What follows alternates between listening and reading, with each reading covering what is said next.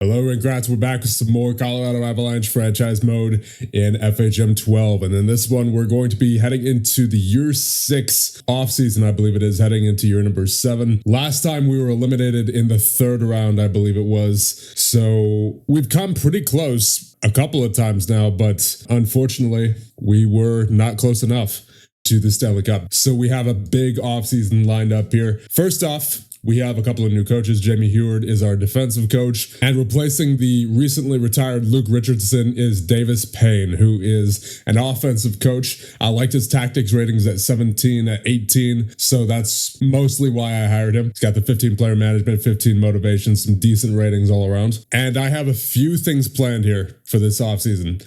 So last time I talked about Marco Kasper, and I think we are indeed going to approach him because there's just no question about it. With McKinnon on the way down, as far as his overall ability goes, he's already 35, already a 4-star ability. We're seeing him start to drop now. We're absolutely going to need a solid top 6 center to take his place when he does inevitably drop off, and maybe as soon as some point this season. So I'm going to offer Marco Kasper. He wants 7.1 for 6 years. I will give him, I think I'm going to start at 8 mil, honestly. I just want to play this safe. I want to make sure we get him because we absolutely need him. So I will submit that offer to Kasper. Next on the list is going to be the left winger, Adam Sikora's 3-star ability, 26 years of age. Pretty well-rounded, nothing too spectacular, but he'll be some good depth and cheap depth at that, as he only wants 1 mil for 2 years. I'll give him 1.2. Another depth guy we'll be going after here is Ty Kartai. He's a 2.5-star ability, 30 years of age. Once again, just some decent, cheap depth. He also wants 1.02. I'll give him 1.2 for 2 years. And then this next signing is more just for some AHL depth, but I figured it would be kind of fitting because Dima Zhilkin's brother, Danny Zhilkin, is out here in free agency. He was born in Toronto and obviously same last name, so I assume that they are brothers. So I'll offer him a contract as well, 1 mil for 2 years. Obviously, he's not going to be on the NHL roster, but he is some decent depth to call up if we need him for an injury replacement. Now, the next thing we have to do is make a couple of trades. Now, I'm going to hold off on one of the trades until I know for sure that we have Kasper, but there is one trade that I want to make right away, and that will be to the Montreal Canadiens. We'll be sending Jordan Gavin and a 4th-round pick from the Toronto Maple Leafs in exchange for left winger Nash Koke. He has a 2.5-star ability at 22 years of age. He's currently playing for Laval, so he's with Montreal's AHL affiliate. He's got some pretty good offensive ratings, positionings at 16, defensive reads at 15, checkings at 15, balances at 18. He's got some pretty good ratings all around. So I'm not sure why he's in the AHL for Montreal. Maybe it's because his strength's at 10. That's the only thing I could really think, honestly. And then, I mean, his mental ratings are also not ideal, but overall, he looks like a solid player. And I would not mind giving up Jordan Gavin for him because Gavin, as we take a look, 2.5-star ability as well at 24. His highest role rating is at 13 for playmaker. He's got the 17 puck handling. He's got some good mental attributes, got some pretty good physical attributes as well. Defensive category, however, is not the greatest. You know, checking is at 12, positioning is at 12, hitting is at 10. Not really too favorable for a bottom 6 role, and that's the role he would be in on this team, assuming we were to get Kasper, especially. And then not to mention, you also have Carter Meyer, who had, of course, had a breakout year. Not during the regular season, but during the playoffs, he was particularly impressive. He had 13 points in 14 games played. So I would like to give him the chance to move up in the lineup. And in order to do that, especially if we're getting Kasper, we're going to have to get rid of someone like Gavin. So it's going to be Jordan Gavin at a 4th in exchange for Nash Koke, offer trade. And the next trade, which I think I'm going to wait until we know for a fact that we have Kasper to actually execute this trade. But there is a trade that I do want to make after that with Minnesota that involves sending Jack Drury to Minnesota. And I say Jack Drury because he's a 3.5-star ability, 31 years of age. He's on the last year of his deal.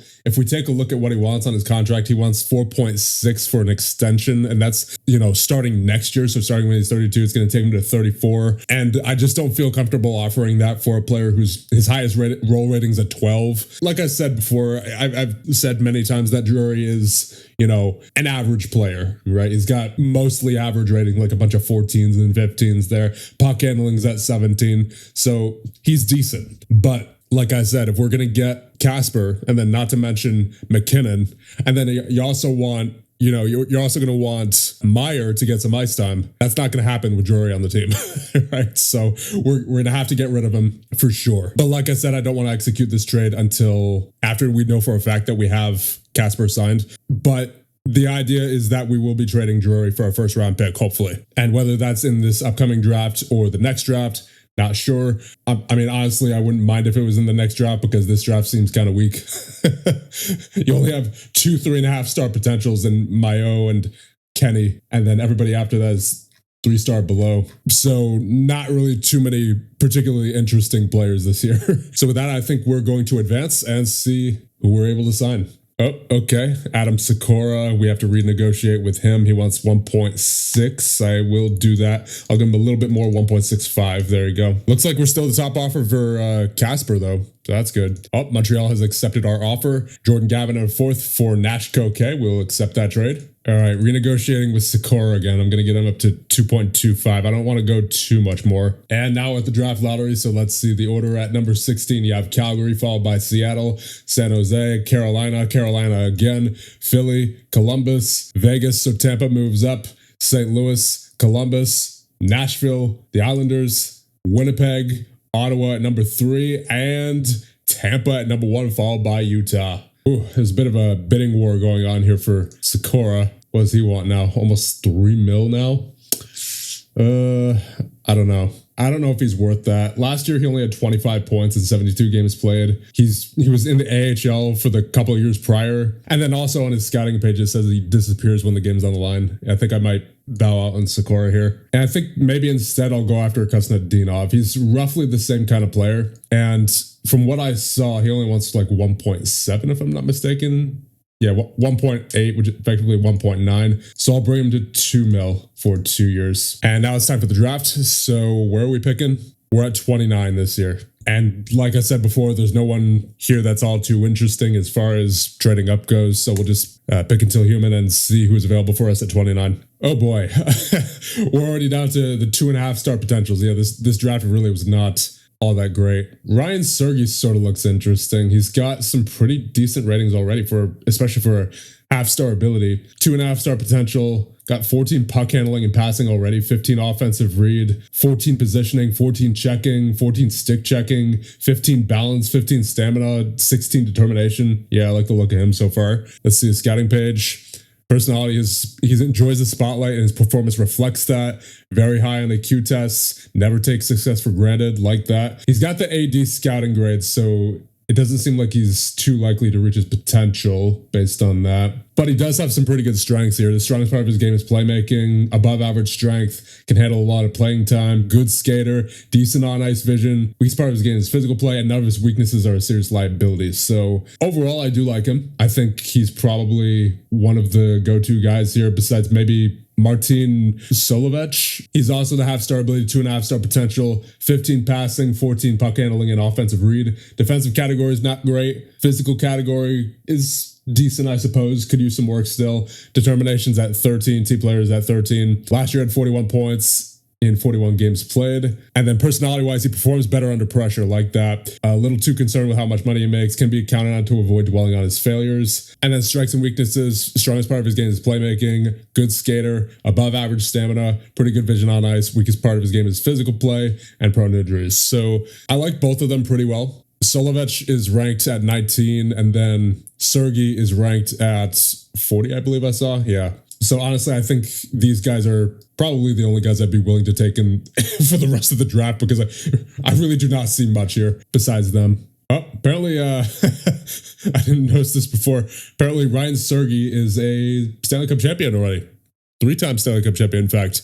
That's one thing to add to his argument there. Solovech is a gold medalist. Now, it is worth noting we do not have a second, so whoever we don't take here is probably going to be taken by the time we pick next in the 3rd round. I think I'll take Sergey. I really like his overall ratings. I like the fact that his defensive category is already really well developed, and physical category even, and then offensive category to an extent as well. So yeah, I'm going to take him. Ryan Sergey, welcome to the Colorado Avalanche. I don't think Solovech will be available in the 3rd. Yeah, no, he's not available. So Honestly, I think I'm just going to skip the rest of the draft here because it really does not look like much. Yeah, I'm not seeing much. I'm just going to have the rest of the draft simulated. All right, looks like we got to renegotiate with Kostadinov. I'll give him 2.33 for 2 years. We got Ty Kartai, we got Danny Zhilkin, Adam Sikora signs with New Jersey, and we got Marco Kasper. Very nice. All right, that was the main fish. That was the main one I wanted. Good. So with that done, that means we can now trade Mr. Jack Drury. So I will try to trade for their first round pick for next year. That's already well balanced. So let's just offer maybe, what about a fifth? All right, that works. Jack Drury and a 5th round pick for the 2032 draft in exchange for Minnesota's first offer trade. Yeah, I knew Koke would have a good rating. He has a 15 up and down winger rating. So I think I might have him on the NHL roster for next year. And then there is one more guy I want to trade away here, and that's Maximilian Curran, because he's only got the 11 screener rating. He's also a center, which means he is technically competing for ice time with Carter Meyer, and he's like right next to Meyer on the depth chart. I don't want the coach favoring Curran over Meyer. I mean, I know we signed Kartai, but I'm hoping that the coach will favor Meyer over Kartai. But the thing about Kartai is that he's actually, seems like he might be useful. He's got the 13 grinder rating compared to Curran, who has the 11 screener rating as his best rating. So what I'm going to do for Curran is I'm just going to shop him and see what we can get as far as picks go. Just a 4th from Edmonton. That works for me. And Marai Kostadinov signs with Carolina. That's unfortunate. Been striking out in the left wingers here. But the good news is that Minnesota has accepted our offer of Jack Drury and a 5th in exchange for Minnesota's first for next year's draft. Complete trade. There it is. So thank you for your service, Jack Drury. But obviously now with Kasper on the team, there was not going to be a spot in the lineup for him, especially with Carter Meyer up and coming. Now, where are we at for salary? We're at 86.7. So we do have quite a bit left. We have roughly 9 mil, I'll say. And unfortunately, it looks like Tanner Jeannot was signed. I was considering going back after him if it turned out that we had enough cap space, but I just wanted to be sure, you know, and it turns out we do have enough cap space for him, but he was signed by Vegas for 1 year for 4.06. So I guess what we can do instead is I think I'll try to approach Edstrom. He's 30 years of age, 3-star ability. His checking and hitter ratings are good. Stick checking is good. Balance and strength are also good. So he effectively fills the same role as Jeannot. I'm just hoping that the coach puts him on the 4th line instead of, you know, Koke. What I'm hoping is that it'll be Vladimirov on the 1st line with McKinnon and or Kasper, and then Natchez, and then it'll be Poulin on the 2nd line, Koke on the 3rd, and then, well, actually, you know what? Neuenschwander could also have a spot in the 3rd line, I think, because his offensive ratings are really good, and his defensive category is not bad either. So I do kind of want to have a spot for Neuenschwander. I just don't think that he would be the best on the 4th line. I mean, he would be okay on the 4th line, I think, because like I said, his defensive category is, you know, serviceable, but he would be certainly be much better in an offensive role. So maybe like 3rd line scoring winger would be best for him. So maybe then you just have Koke on the 4th. Yeah, I mean, you know what? Then I guess we don't really need another left winger. That said, I do still want to get some grit on the team. So I think Edstrom would probably be the best bet for that. Because honestly, I don't think I want to have Shilov as depth player because he's obviously built for offense with that offensive category, and his defensive category is pretty weak. So I don't think I'd feel comfortable even having him as a replacement for. I think he should probably be in the AHL. That said, he's already 23. So like I don't think he's going to be doing too much more development, at least nothing too serious. He had 13 points last year in 32 games played. What did you do in the playoffs? 2 points in 4 games played. Yeah, I think I'll send down Shilov, and then I'll probably call up, or I'll sign Edstrom. He only has 2.1 for 2 years. Yeah, I'll give him 2.25 for 2 years. And he signs with Vancouver. Come on. I'm trying here. And he liked our offer too. He liked our initial offer. He says, you seem serious about signing me. So he and that was like the day before. He's like, as long as no better offer rolls, then I will be signing with your club. I wonder how much Vancouver signed for 2.55 for 2 years. That was like I think it was about 300,000 above us. So I guess that makes sense. But we keep striking out those left wingers there. You know what? I can't really find any other left wingers that I like in free agency. So I'm just going to take 3 failed signing attempts in a row for a left winger as the game telling me to not sign a left winger. I will just move on with what we have. We'll have Murniak, Shilov, and Zhilkin as some depth at forward. Although I guess some depth on defense wouldn't hurt if we get some injuries. Yeah, I'll just sign like 2-star or even 1.5-star players just to fill out the depth a little bit. So I guess I'll sign Ty Dellandrea, $1 million for 2 years. I will also sign Emil Heineman, $1 million for 2 years. And then Michael Buckinger for $1 million for 2 years as well. All right, there you go. We got all those guys. So Buckinger, Dellandrea, and Heineman now all on the team, and they will be some depth for when we need them. And you know what? I think I will also sign a goaltender just because I'm not entirely sure about Selivanov. He's only 22, but he only had an .897 save percentage last season in 7 games played. So I'm going to go after a depth goaltender. And after that, that should be just about it for this offseason. Sure, Stanislav Bereznoy, who is a 2.5-star ability, 28 years of age, played in the AHL for most of last season, had a .910 save percentage there, so maybe he'll be able to do something for us. He only wants 1.1 for 2 years. I'll give him that. Oh, we're getting this bug again with the youth tournament bug there with Colorado versus Cincinnati for the youth tournament in Arena Riga. Interesting. And there you go. There's Bereznoy as well. So I believe with that, we can move on to the Hall of Fame inductions. And inducted in the Hockey Hall of Fame this year are Jaromir Jagr, Alex Ovechkin, Shea Weber, and Sergei Bobrovsky. What a class. Oh, man. Ty Kartai suffers a concussion for up to 11 months. Yikes. That is a grade 3B concussion. That's very unfortunate. So he is going to be out for the foreseeable future. All right, then I think we're going to go after Curtis Douglas on the New Jersey Devils. He's on the trade block for them. 18 grinder rating, so we're getting that toughness. 16 checking, 16 hitting, 17 stick checking, 17 balance, 19 strength. He's a very good grinder. 6'9" as well, geez. Unfortunately, he only has 11 faceoffs as a center, so I think he'd probably be better off as a winger. But as long as he's cheap to trade for, then I don't see any harm in trading for him, especially now that we've lost Kartai for essentially the entire year. You know what? I'll send Hudson Salvador, the New Jersey local, and also my birthday twin, at least as far as the month and date goes. Not the year, I'm much older than him. But I'll be sending him to New Jersey in exchange for Curtis Douglas. They will probably accept this offer. Just going to see if I can get a little bit more out of this, maybe squeak in a fifth. No, okay, that's fine. Hudson Salvador for Curtis Douglas, offer trade. And the New Jersey Devils have accepted our offer of Hudson Salvador in exchange for Curtis Douglas, complete trade. And now the preseason has come to an end. That was quite the offseason for your Colorado Avalanche. We made quite a few moves there. So that being said, let's go over the roster heading into year number 7. You have Nabokov and Bereznoy.